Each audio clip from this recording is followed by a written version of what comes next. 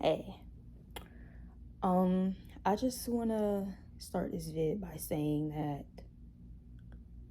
in case someone does recognize me, from my face, this is my second channel. My other channel, I will not be uploading this type of stuff that you will see on here because it isn't really fitting.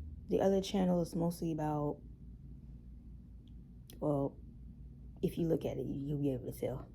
But this one will mostly be about my interests, particularly Little's Pet Shop. I love Little's Pet Shop and My Little Pony, and I do love games as well. You can look inside my TV cabinet, you'll find a whole lot of games in there, particularly old games, retro games. But this video, I will be talking about my autism diagnosis. I'm going to tell the whole story. I'm going to tell as much as I can that I'm comfortable with mentioning, because this was really big, beyond big news to me. And honestly, it's been really hard. It's been really hard for me to come to terms with it. But now I feel comfortable enough to talk about it. So here it goes.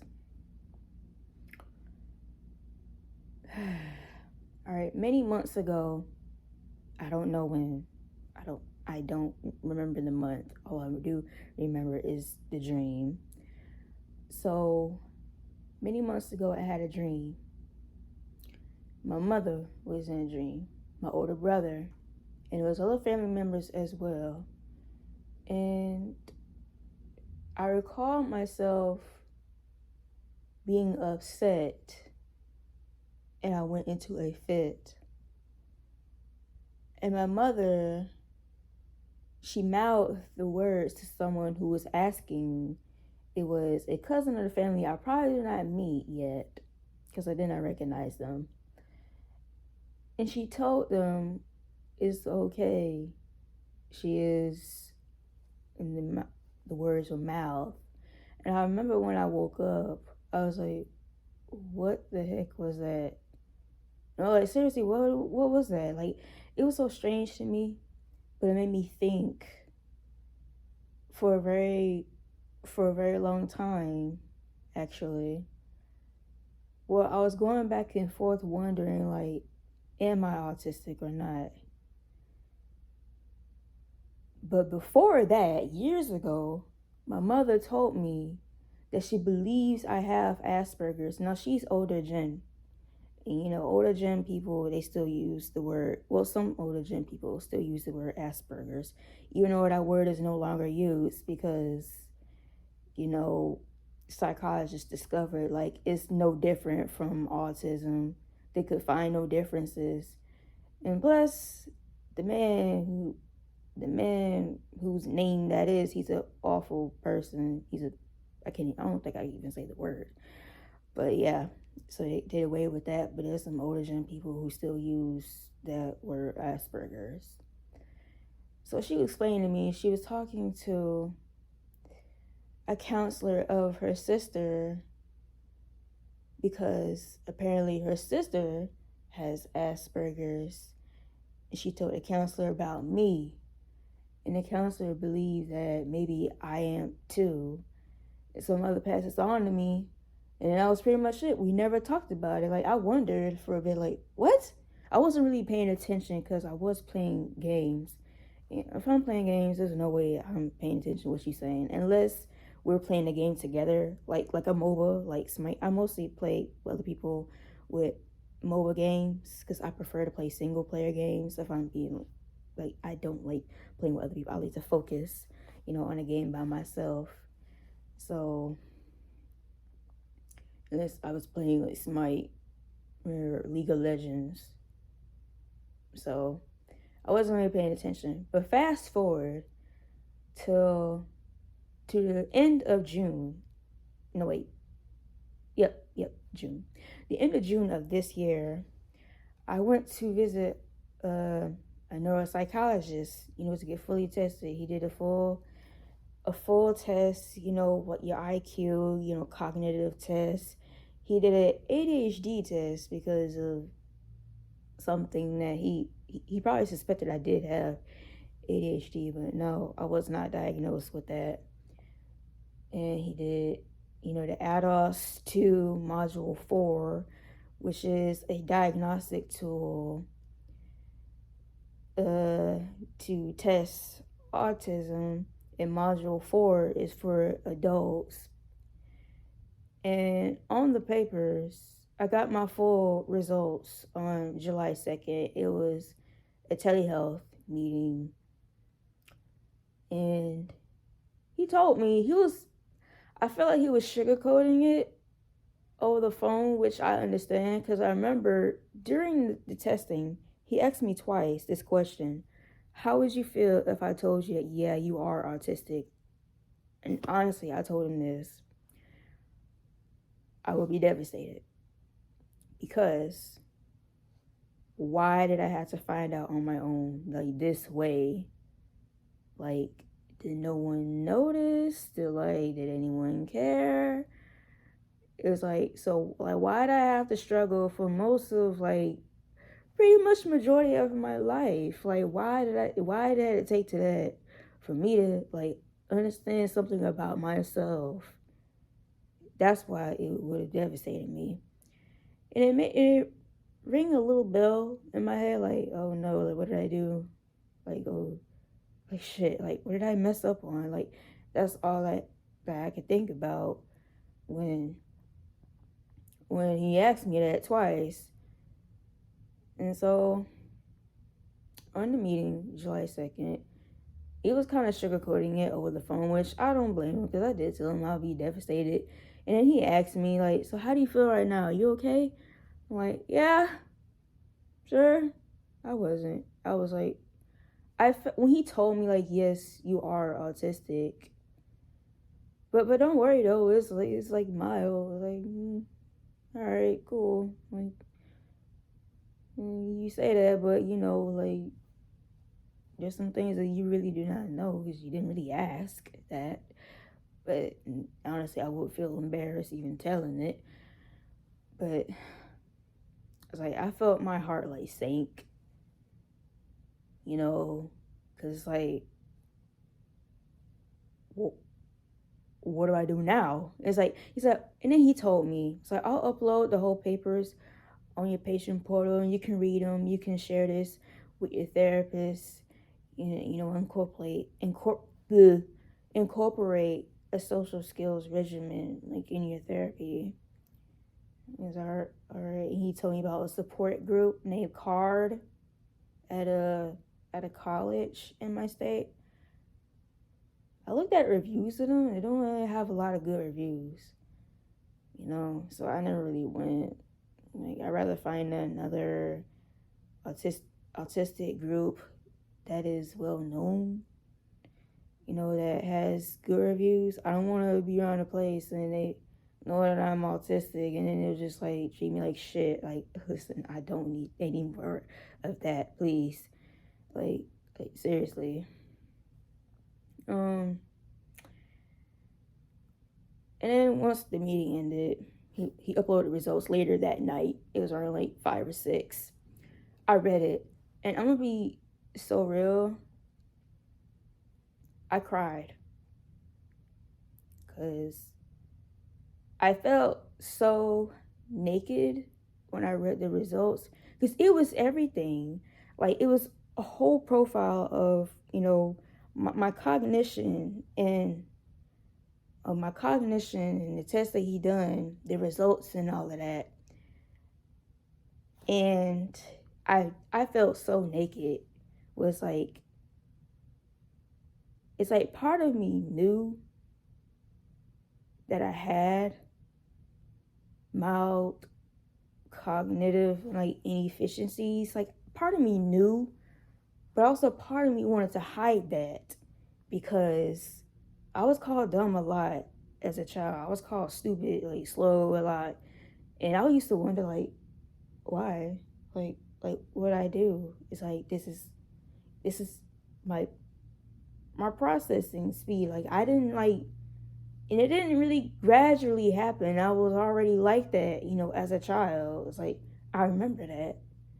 So it was like, it really did hurt me. And I tried my best, like, to be smart, because, so I can refrain from being, called dumb, because it's not fun being picked on. I still got picked on anyway, but it's just,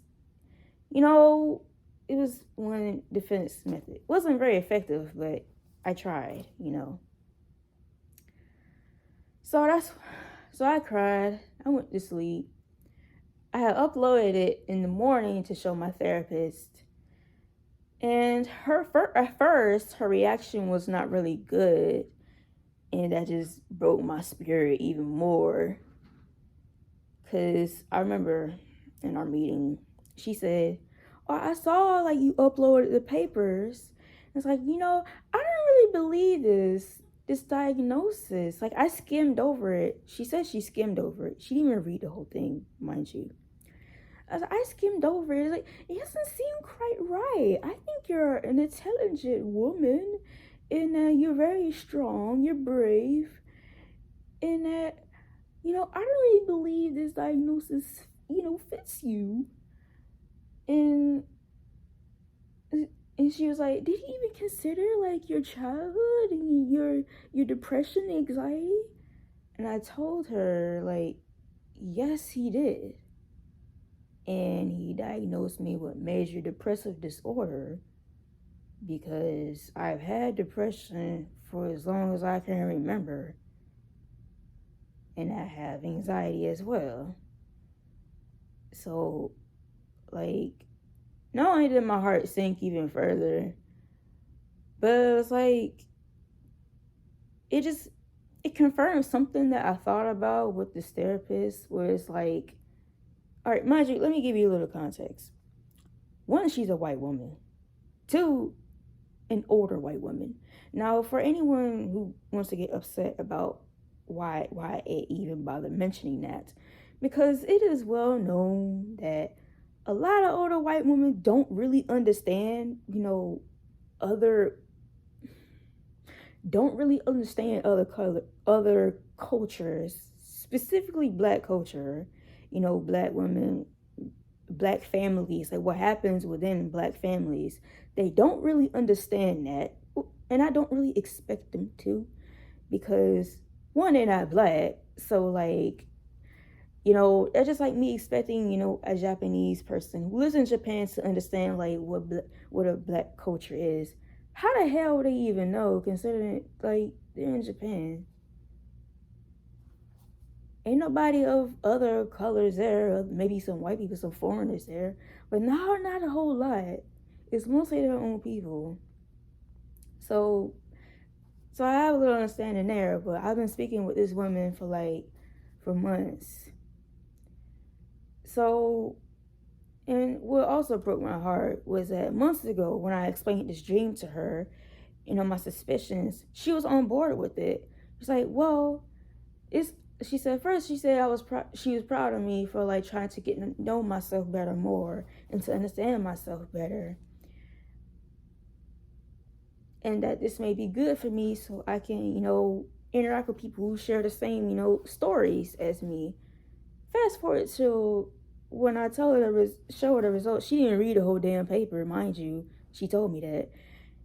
And then it's like, I told her, well, he's a neuropsychologist. He specializes in this. And it don't really help. Over the phone, he told me, well, I could tell that you were autistic, from my interaction with you. I'm like,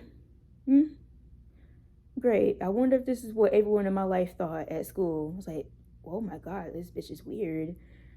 When I did try to talk, because I'm going to get into it, but I'm trying to stay on track. And this is helping. This is Christopherson. He's my polar bear.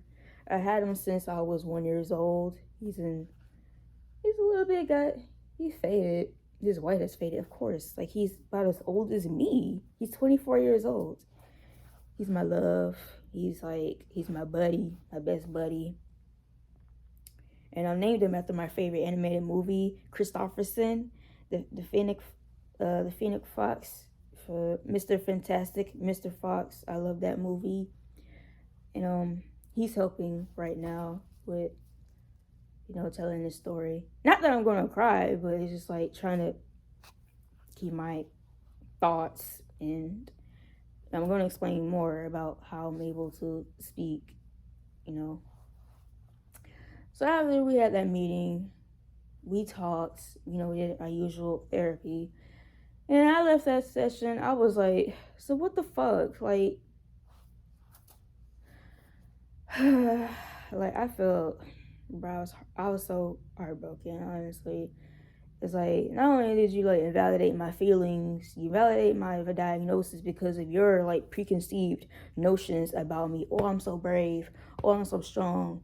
Oh, I'm so smart. It's like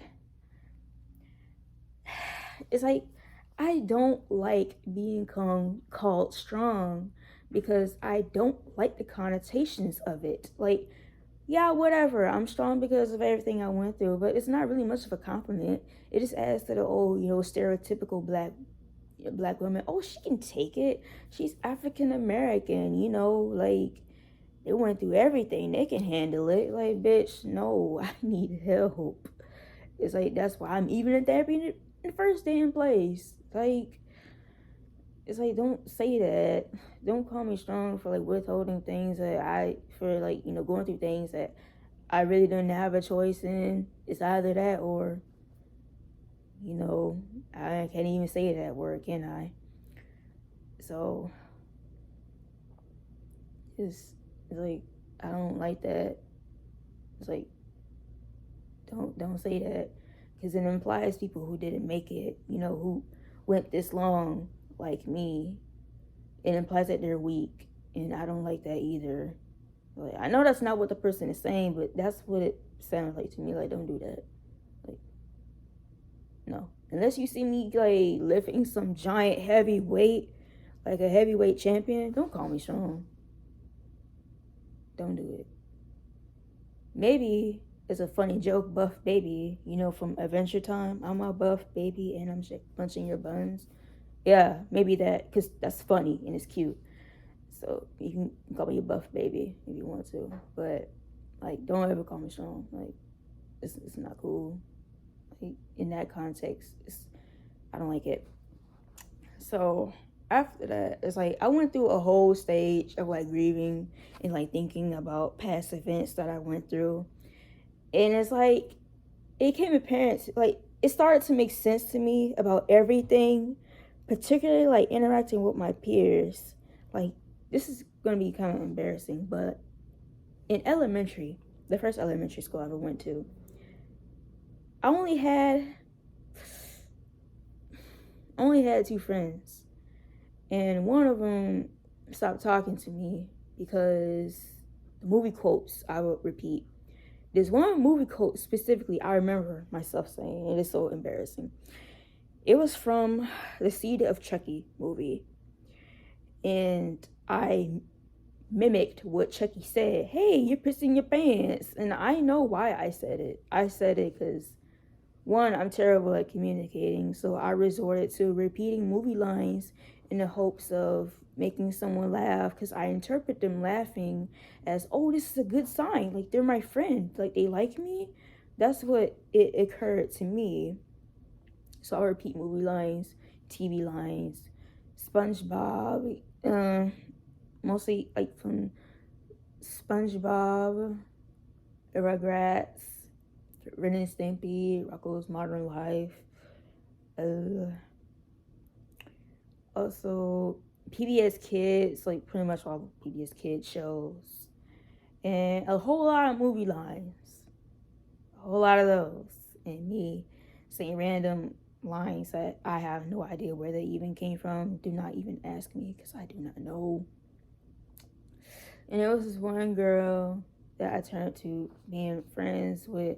It was in first grade. I remember I used to like put her erasers like on top of my pencil, and I'd do like little puppet shows. It was at an inappropriate time during class time. I was told to stop but I kept doing it because I like making her laugh. Like, she was my friend, and I got in trouble, and they had to separate us. And that was it. Like, I didn't talk to anyone else that entire year. Like, that was it. I didn't talk. And pretty much then on, in the next elementary school I went to, starting in 3rd grade, I didn't speak. I remember I asked my teacher, like, how do I make friends? And she's like, well, sweetie, you gotta talk. You know, like, you can't expect people to come to you. So I did it in the most awkward way possible. I played a whole lot of The Sims. The Sims was like a peak interest for me as a child. Still is to this day. It was cats and PlayStation games, specifically The Sims. I love The Sims. It was toys, dolls. I still love toys and dolls, clearly. And I got Garfield here. I was gonna hold Garfield. You know, he can sit right here with me. You know, this is my buddy right here. So it's like, I remember I repeated something that I saw in the Sims interaction menu. It was admire, and I didn't really know what the word meant. So I remember I said this to a girl. Oh my god, it's so embarrassing. I said, I admire you. She's like, what? And then I repeated it. I knew it was over when I repeated it. She's like, oh, I thought you said you wanted to marry me. I was like, yeah. We out. Like, that was it. I don't think I ever spoke to her after that. It's like, I tried. Yep. I did not talk like a normal person. I, like, just, because I didn't know how to talk. I seriously did not know how to actually talk to people. I could speak, but how to talk to people beats me. I didn't know how. I only knew how to ask adults for help and to tell them things that are probably like really inappropriate, which I did.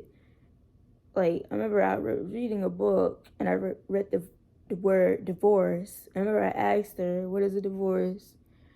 And I told her my parents were getting one. And that's when I started attending therapy inside elementary school with this lady. She was so amazing. I enjoyed talking with her. I talked more with her than peers in elementary school.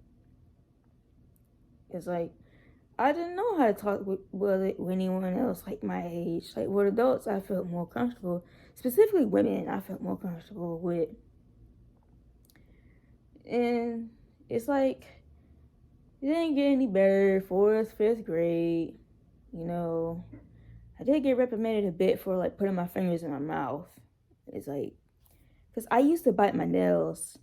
My main, well, now I know what it's called. My main stem as a child was putting my fingers in my mouth, biting my nails.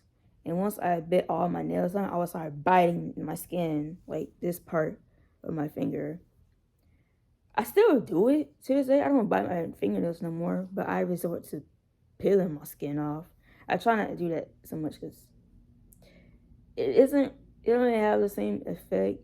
I know that sounds weird, but then when I couldn't like bite or put my fingers in my mouth no more, I started turning to biting the inside of my cheeks. Like, I would do this in public, and as I feel right now, a lot of it has been chewed off. Like, yeah, I still do it to this day. I would say that's my main one is oral. Like, I still do put my fingers in my mouth, but I don't bite. I mostly do that, like put them in my mouth and I may suck a finger or two. I try not to do it in public. I do the chewing on the inside of my mouth in public, but I do try not to do that. But it's just no. It's comforting to me. A bit dangerous because it does lead to the insides of my mouth bleeding. I do And then when I can't chew the insides of my mouth no more, I do bite my lips. So, and I do bleed because I bite hard. So I've thought of like looking into buying, a necklace that I can chew on so I can stop making myself bleed for all these years. And in middle school, it got no. Oh my God, I was getting teased. I did get teased in 5th grade. This guy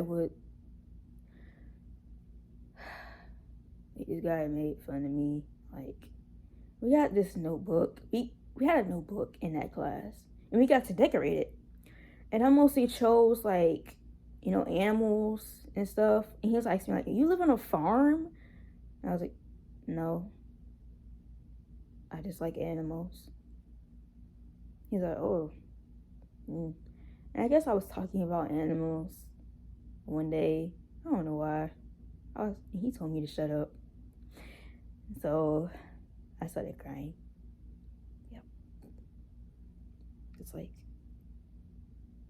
I had nothing else to talk about. And it's like, in elementary, I mostly read books about animals. If the book didn't have animals in it, I would not read it. That's how I was. TV programs, I still watch cartoons.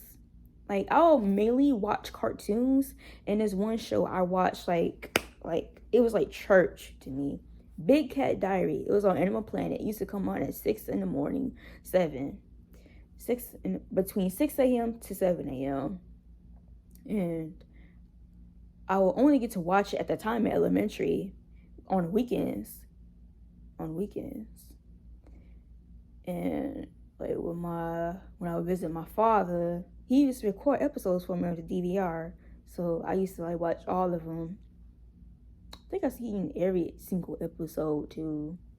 So that was great. I watched it all. That was my love. Like, you cannot pull me away from the TV. I needed to watch this. I love cats, like animals, but like, I know when it started. My grandma had stray cats in her backyard, and that was the first time I ever met a cat, and it was just love at first sight, basically. So as time goes on, middle school, I got bullied a lot. 6th grade, I was made fun of a lot.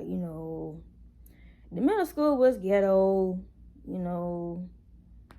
So anybody who gets upset about what I'm about to say, like, it's the truth. It's a school mostly populated, by Black youth. The Black youth, particularly, like, there are ones that, if they grew up, in poorer neighborhoods, the ghetto, so to say, like, they can be really mean to anyone who does not appear as them, who do not, interact as them. And that pretty much like what happened. Not to say it was only like my Black peers doing it. There was someone else, like different ethnicities doing that shit too. It's like, it hurts because I knew I was Black. But it's like, I wouldn't expect that, because it's like, why? Like why would you do that? I still had a lot to learn at that age. I still didn't know how to freaking talk, so I just refused to talk. Like, I was ghastly quiet. I only spoke if you asked me a question or if you really wanted me to speak. And it was dreadful when teachers would ask me to read. And I speak up. We can't hear you. Like, why are you making me do this? Like, I can't talk loudly. You asking for too much. Even now, like, I still do speak softly. That ain't going nowhere. I think that ain't going nowhere. It's like, it was hard speaking, and people want me to look at them when speaking, and you're gonna be in for a wild ride. It still applies to this day. Of course, I'm autistic, duh. But it's like, personally, and this is why, like, I'm not looking at the camera, because in my mind, this counts as eye contact. And if I have to stare at this camera in order to, like, tell the story, I would be forgetting a whole lot of things, and I would not be able to get through this video. Hence why I'm looking away and giving me the liberty to do so. And this is why I prefer to do audios over, videos like this where I have to show my face. Because, like, I can't think if I have to make eye contact. I can't focus on what I have to say and what the person is saying. Like, if you really want me to look at you in the face while you're talking, warning, I will only understand 75% of what you're telling me, and I guarantee you I'm not gonna remember shit of what you're saying. And this will lead to me asking questions like, but what now? Like, huh? And when I leave that conversation, I'm like, yeah, I'm definitely not gonna remember this, because they really want me to look them in the eye, and I don't remember nothing that you told me. Like, it hurts to make eye contact. It really does hurt.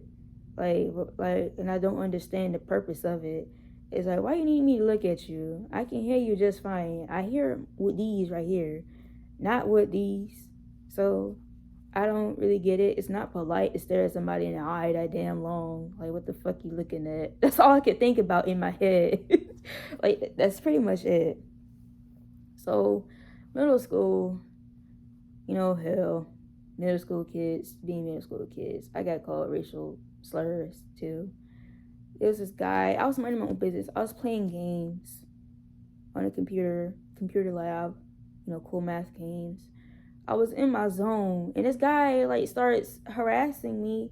When I tell him no, he's asking, like, weird questions like I don't know the answer to, or it's just too inappropriate, and I say no. And he gets upset with me. He calls me a monkey. And so I didn't really know what to say about that. Like, I kind of sat there. I didn't really know what to say about that. Like, he just resorted to saying racist things. And I can only say one thing back. Well, yeah, well, you're a insert, Hispanic slur that I could think of. And I know that's wrong. Two wrongs don't make a right. They don't. It doesn't matter. We both. It sucks.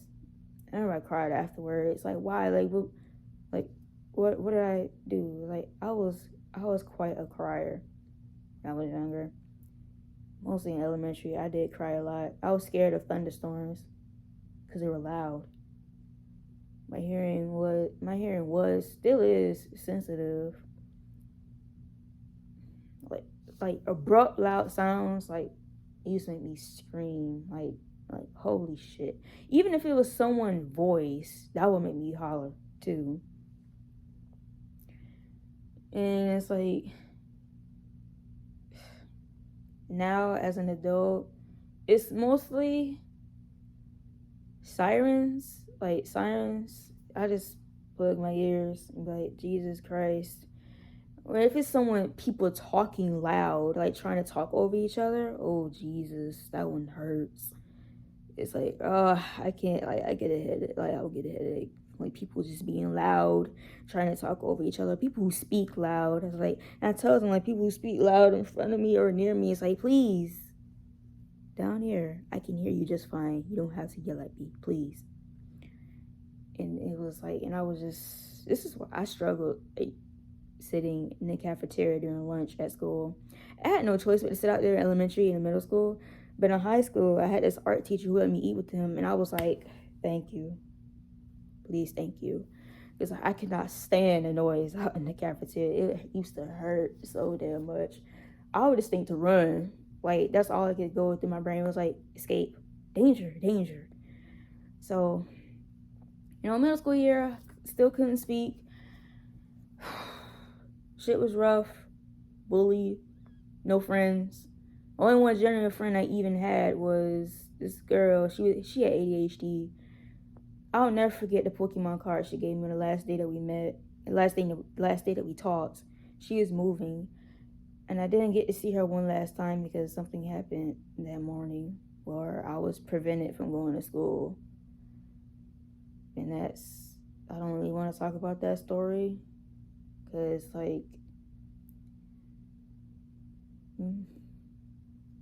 I don't want to dig up, old, wounds. That did hurt a lot that morning. I wasn't hit, but I was threatened to get hit by, my guardian, my mother, just because I wanted to go to school. And she wasn't really in her right state of mind. She wasn't when she woke up that morning. So, yeah, I wasn't able to see my friend one last time. I still have her Pokemon cards to this day. I look at them. Makes me feel good. One thing about me, I never really throw away stuff that people give me. Even if something simple as a wristband. I still have a wristband from someone that I was friends with in middle school. We never spoke again. We never spoke. She didn't talk to me ever again. Although I did try my best to stay friends. That's gonna be a common thing with me. It still is. Like, a lot of friends don't really stay friends with me. I don't know. Like, I'm nice. Like, I'm just I don't know. I don't know. Like, I don't. Maybe I don't communicate enough, or maybe I don't talk enough. It's like, that's something I do try to work on, because it can get dangerous if I don't say nothing, and that does happen a lot while I don't really say anything. And when I don't really say anything when something happens, because when I can't, because I freeze up. I freeze up when I'm able to detect something bad is happening. Like, I do freeze. Like, and keyword, I did say detect, because sometimes I don't really respond to danger appropriately. I don't. As a child, I remember I went into a stranger's house because they had a cat on the patio. I knocked on this woman's door and I said, "Hi, can I pet your cat?" She said, "Sure, let me in." She let me in. A grown woman let a child she never met before in her life into her house. And I walked into this house. Granted, I was a kid, but it's like, I knew better. Well, I thought I knew better, but obviously I did not. If I did, I wouldn't have done that, because I was taught about stranger danger. I almost got in a car with a stranger too as a kid. Yeah. They offered to give me a ride to school because I thought I missed the bus. And oh, you can come get in our car. We're going to the same school. And I was like, I thought about it, but I was like, Mom would be so mad. So I was like, no, I was standing right here. Yep. And I used to run in the street when I visit my grandma, when she used to take us to go walk across the street to go to this corner store. We would always get chips and the juice. I ran out in the street. Now, she could not run. She could walk, but she could not run. She got frightened, reasonably so. Like, she said, "Get out that street!" And so I walked back to her sheepishly. It's like I was excited to get some chips. How that affects me as an adult, when an emergency arises, I'm not really gonna panic or nothing. Honestly, I can't say I ever. Well, I have in a car accident, but mostly about, like, oh shit, my car, like, can I even drive this? I'm mostly worried about that than me getting hurt. Yes, it's like danger to my body. No. What about my car though? Like, can I get anywhere? Like,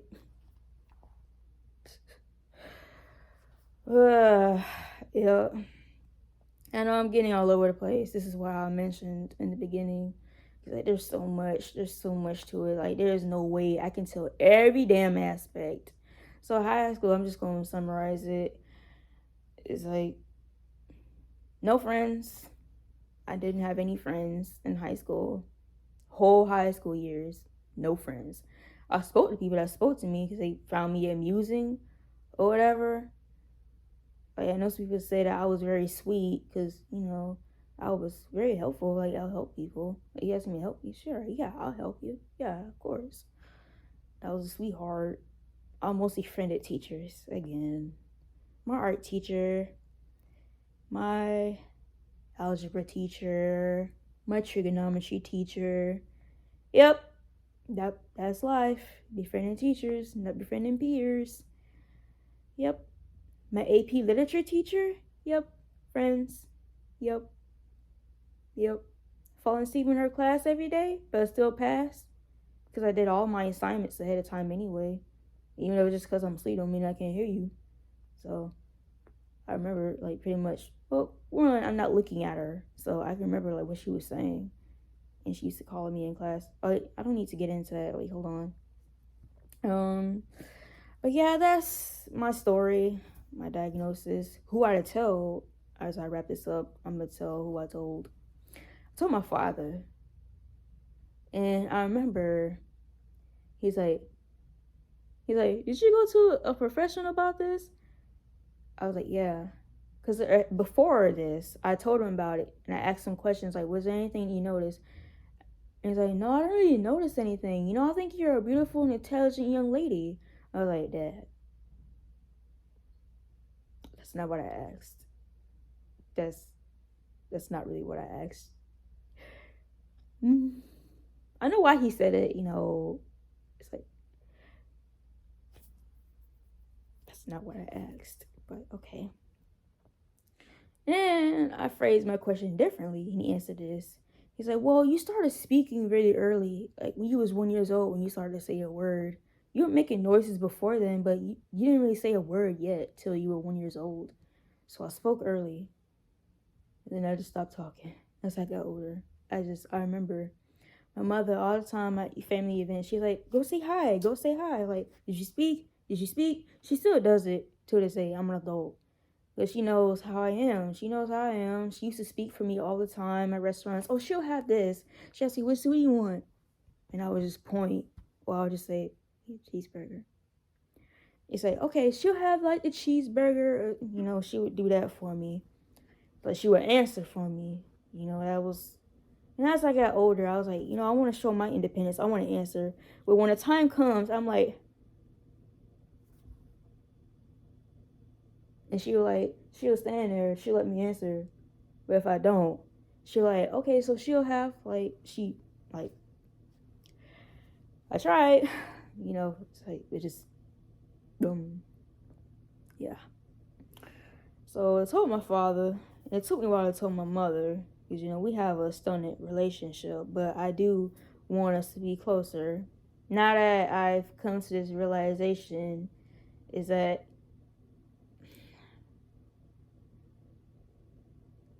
granted everything that I've been through, it's like,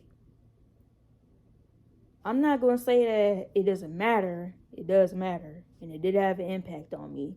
But I'm not going to let this, you know, we may had like strife, butt heads. Because I know she was trying her best to raise a child that she suspected was autistic, but she didn't know what to do. And she did tell me this when I told her about it. I remember I told her, like, I got tested. Mom, I'm autistic. She's like, well, I knew that.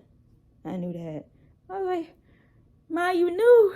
And she's like, yeah, like I, you know, your auntie is like that too. It's like, and I figured like you didn't like being touched, and I couldn't raise you like I did your older brother. I was like, bruh, you knew the whole time you didn't get me. I was like, man, like, why I had to go through hell for all this? I mean, I laughed about it. You know, afterwards we talked. We had deep conversations. I'm not going to go into it. That's way too personal. You know, afterwards, like, she understands me a bit better now. She like, if you ever need help, just call me or tell me. You know, I can help you. Like, if you need some help, like, you know, I am proud of you, you know. So, and she asked me about the word, like, it's autism, it's not Asperger's. And I told I didn't really use the word Asperger's no more. So I told her about that. It's like, well, you know, well, at least you're able to live alone. But if you ever need help, like, you know, I'm right here. I'm like, yeah, I know. And I came to a conclusion, like, despite everything, the strife and all that shit, I shouldn't let that stop us from trying to, fix our relationship. I know some people, they all about, no, I never forgive nobody. Fuck them, fuck them. I used to be like that, particularly with her. And it's like, life is way too short for all that mess. It's like, I don't want to live like that. I don't like strife. I don't like conflict. I don't like that. I try to avoid conflict as best as I can. So it's like, I want us to, be close. Now that she understands me a bit more of like what I am and why she struggled with raising me and why, I stand out from the family a bit. But funny enough, she told me one of my cousins that has a child, he's like a level 2 or level 3 autistic. So I was like, so is this like a recessive trait in our family or what? So apparently so it is.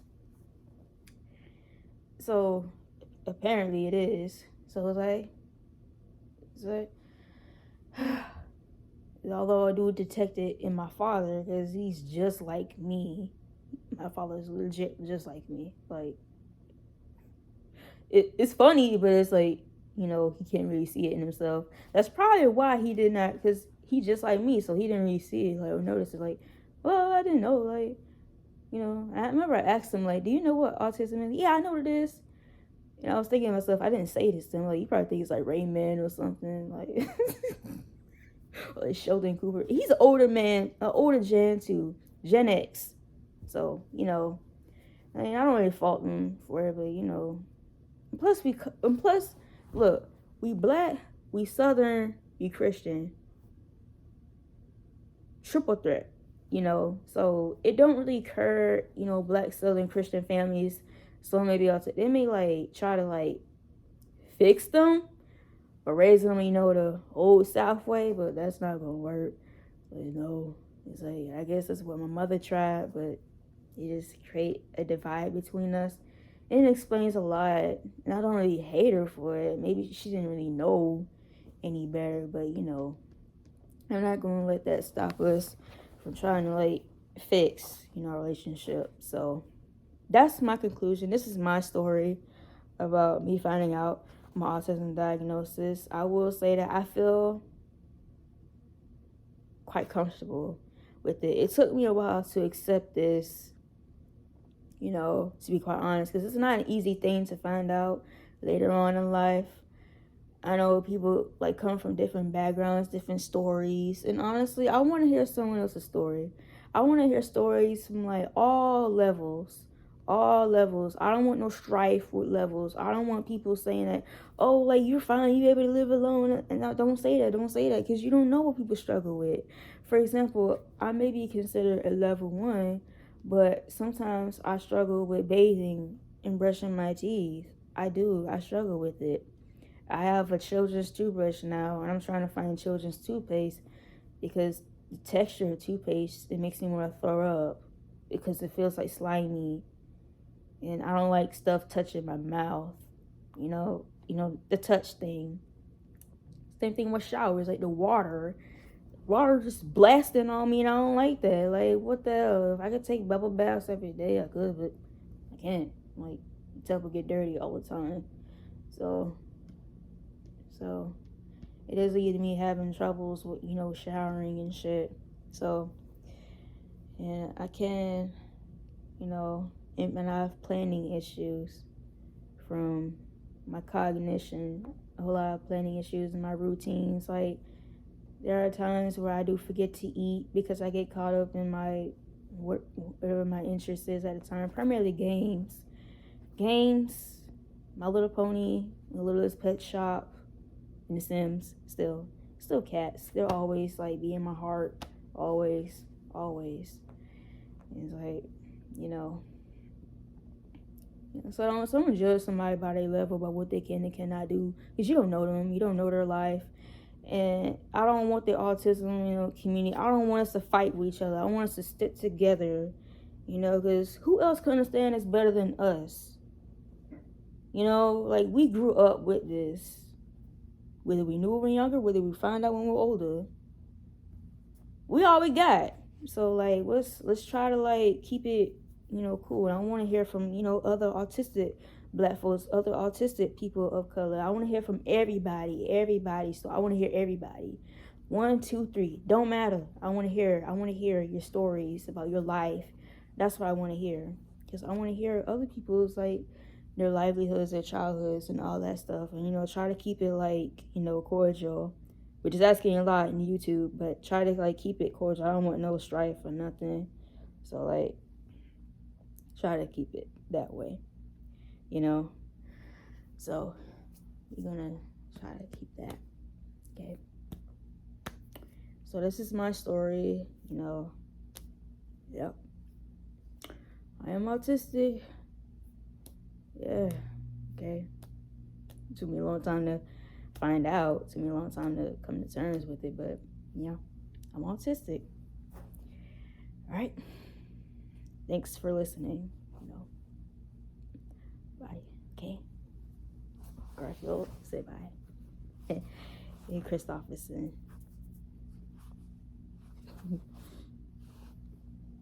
One thing I forgot. One thing I did forget to mention is that I don't like being touched. Yeah. I don't like being touched. I mean, I kind of mentioned that when the toothbrushing and showering. It's like I don't like being like touched. Like it's just like, ugh.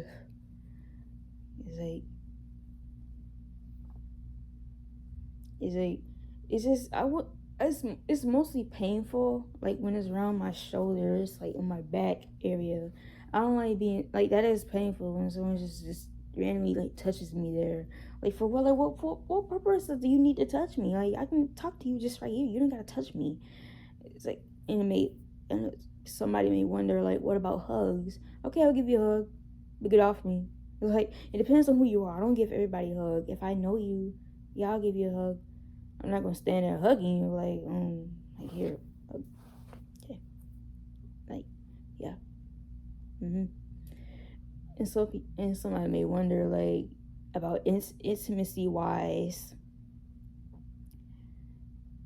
Intimacy wise, like yeah, I'll tolerate someone touching me when it comes to knocking the boots in the bedroom. I mean, you have to. It's like unless in an event in a way where we can fuck without having to touch each other, I'll be all on board for that. Yes, absolutely. But yeah, we gotta deal with touching each other. Sometimes it can be nice, and sometimes it's like, can we hurry up and get the hell up of each other? Like that's what occurs in my brain, Yeah, I do. Don't get me wrong. I do like sex as an autistic person. I do like sex. If you were to look inside of my bag, like full of, you know what, in there, you could tell, yeah, Like, so don't be fooled by that stereotype, like we don't fuck. Like, how else you think we got here? Autistic people fuck. But yeah, that's the little note I had to put in. If you make it to the end, So I just felt the need to say this. There was something else I was gonna say too, but I low key forgot. So it's probably not important. I think. I hope not. I pretty much told my whole story, so there's really nothing else left to tell. So, but if you have any questions, I'll gladly answer it. Like, I know somebody may ask, like, what about meltdowns? Like, I don't know why people are so focused on meltdowns. Like, you just want to watch me. Like, I don't think you want to watch me do that. I break stuff, which I have during the summer. No, you don't want to watch me do that. No, and it's not fun. Like, and don't use having meltdowns as like a way to invalidate someone's like autistic experience. Like, you don't know us. Like, you don't get it. You don't understand. It's like, don't do that. Don't do that. And it's like, I don't know why people want to watch that so bad or shut down. It's like, no, it ain't fun. It ain't fun trying to pull yourself out of it. No. No, burnt out. No, not fun. Like, no, no, like, don't do that. It's like, if anyone has like questions about scores, maybe they suspect themselves. Like, I just know I just scored a 10. In accordance, like his words, it's like it's past the autistic spectrum disorder like threshold. It was like reached like the blanket mark for autism. It was like that. So don't even ask me the difference between that. I don't think there's any difference. It's like, so it says like I'm above like what would be expected, like meeting like the minimum amount for, ASD, but I met the benchmark, for autism. Is like that one little score is like above this, but that one little score, like I don't really know what the hell that means. It's like, I'm autistic. Like, okay, you already told me that over the phone. So you could tell. So like, yeah, but yeah, cool beans. So okay, but yeah, that's the disclaimer. Some input, just in case you have. But if you do have a question, yeah, you can gladly ask me. Okay, it's like, yeah.